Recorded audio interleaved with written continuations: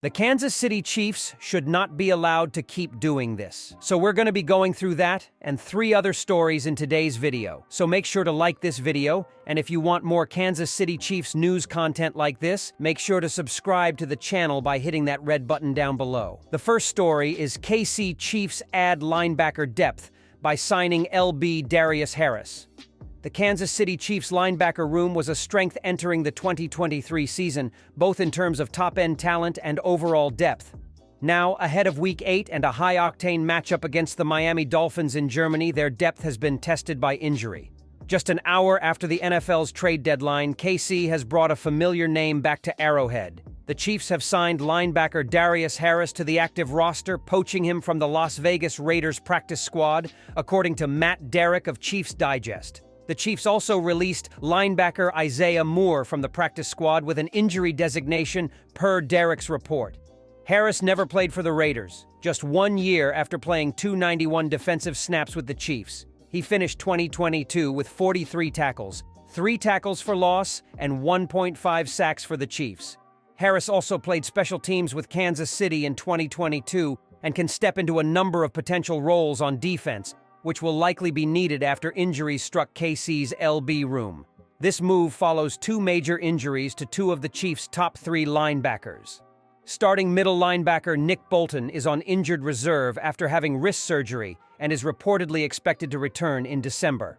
Fellow starter Willie Gay Jr. left the Chiefs' loss to the Broncos with a tailbone injury on Sunday. After the game, head coach Andy Reid didn't have much to add regarding the seriousness of the injury. "Willie has a tailbone issue, we've just got to check it out and see if he's all right or not," Reid said. Drew Tranquill also briefly left the game with an injury on Sunday but returned after missing just 1 snap.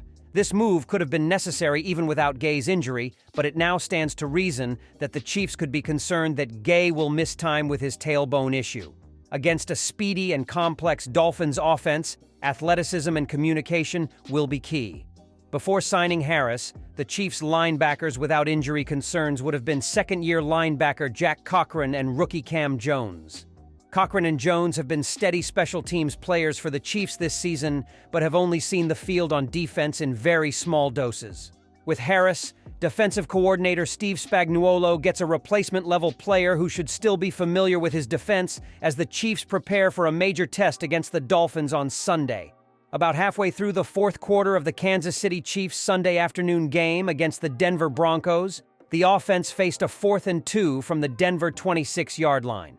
Taking a shotgun snap and letting the play develop, quarterback Patrick Mahomes ultimately chucked up a pinpoint pass down the left side of the field to second-year wideout Skyy Moore.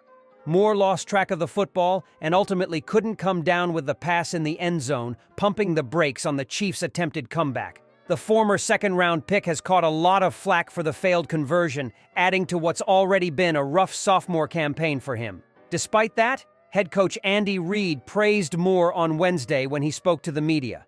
"Skyy's doing well, we're just rotating a lot of guys in there," Reid said. So, opportunities. I mentioned the 1 throw. I think you guys probably all get that on your computers there. You get that arm yanked down, and it ends up being a 1-armed catch. He took a lot of heat for that.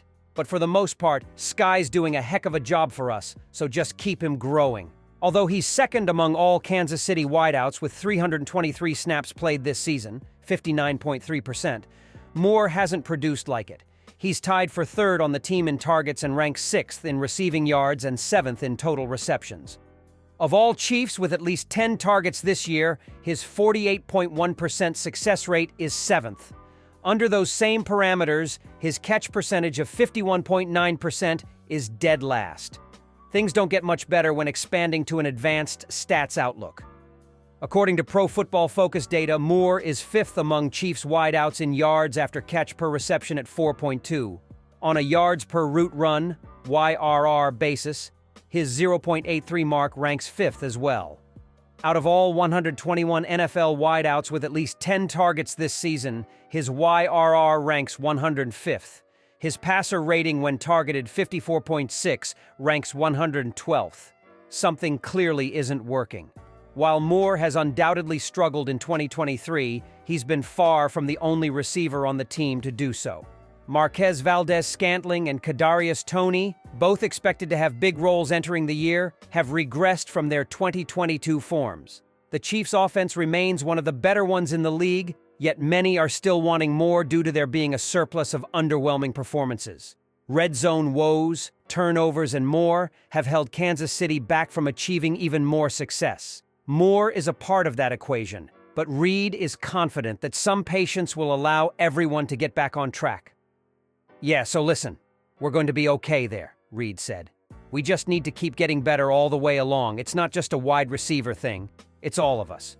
A week ago, we were saying how good they did. So just keeping the consistency going on the offensive side is what we need to do all the way around, not just the wide receivers."